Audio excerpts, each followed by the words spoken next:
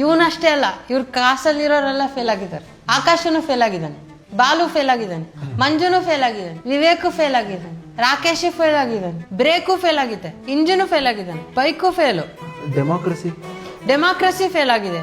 Question paper ನೋಡಿ ಇವನು ಕೋಮಾಗ ಹೋಗ್ಬಿಟ್ಟಿದ್ನಂತೆ. Invigilator ನಮ್ಮ ಪರಿಚಯದವ್ರೆ, ಅವ್ರು ಏನು ಮಾಡೋಕ್ಕಾಗಿಲ್ಲ ಪಾಪ.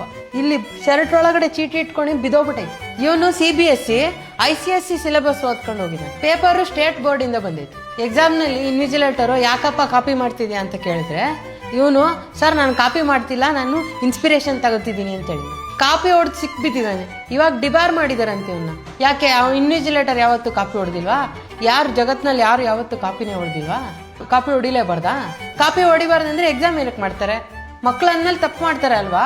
ಮೊದ್ಲೆಲ್ಲ ಹೆಂಗೋ ಕಾಪಿ ಮಾಡಲ್ ಪಾಸ್ ಆದ್ರೂ ಮಾಡ್ತಿದ್ದ, ಇವಾಗ ಕಾಪಿನೇ ಮಾಡಕ್ ಆಗ್ತಿಲ್ಲ, CCTV ಹಾಕ್ಬಿಟ್ಟಿದ್ದಾರೆ. ಆನ್ಸರ್ ಶೀಟ್ನೇ ಕ್ವಶನ್ ಪೇಪರ್ ಅನ್ಕೊಂಡು ಏನು ಕ್ವಶನ್ನೇ ಇಲ್ವಲ್ಲ ಅಂತ ಹಂಗೆ ಬಿಟ್ಟು ಬಂದ್ಬಿಟ್ಟಿದೆ. ಕ್ವಶನ್ ಪೇಪರ್ ಇನ್ವಿಜಿಲೇಟರಿಗೆ ಕೊಟ್ಟು ಆನ್ಸರ್ ಪೇಪರ್ ಮನೆಗೆ ತಂದಿದ್ದಾನೆ. ಇವನ್ಗೆ ಎಲ್ಲದಕ್ಕೂ 3 ಗಂಟೆ ಹಾಕಿ ಅಭ್ಯಾಸ. ಅದು ಸಪ್ಲಿಮೆಂಟ್ರಿ ಶೀಟಿಗೆ ದಾರ ಬರ್ತೈತಲ್ಲ, ಅದು ಸಣ್ಣದ್ ಕೊಟ್ಬಿಟ್ಟಿದ್ದಾರೆ. ಇವನು ಫುಲ್ ಟೈಮ್ 3 ಗಂಟೆ ಹಾಕೋದ್ರಲ್ಲೇ ಬಿಸಿ. ನಮ್ಮ ಹಸ್ಬೆಂಡ್ ತರ ಅಡಿಷನಲ್ ಕ್ವಶನ್ ಪೇಪರ್ ಕೇಳಿದ್ದೇನೆ, ಇನ್ವಿಜಿಲೇಟರ್ ಹೊರಗಡೆ ಹಾಕಿದ್ದಾರೆ. ಅವನು ಹೊಸ ಪೆನ್ ಕೊಡ್ಸಿದ್ದು, ಬರೀತಿಲ್ಲ ಅಂತಂದ್ರೆ ಯಾರ ಮಾಟ ಮಾಡಿಸಿದಾರೆ ತಾನೆ ಅಲ್ವಾ? ನೀವು ಮಾಡಿಸಿದೀರಾ? ಯಾರೋ ಮಾಟ ಮಾಡಿಸಿದ್ದಾರೆ ನಮ್ಮ ಮಗನ ಮೇಲೆ, ಹೊಟ್ಟೆ ಉರಿ.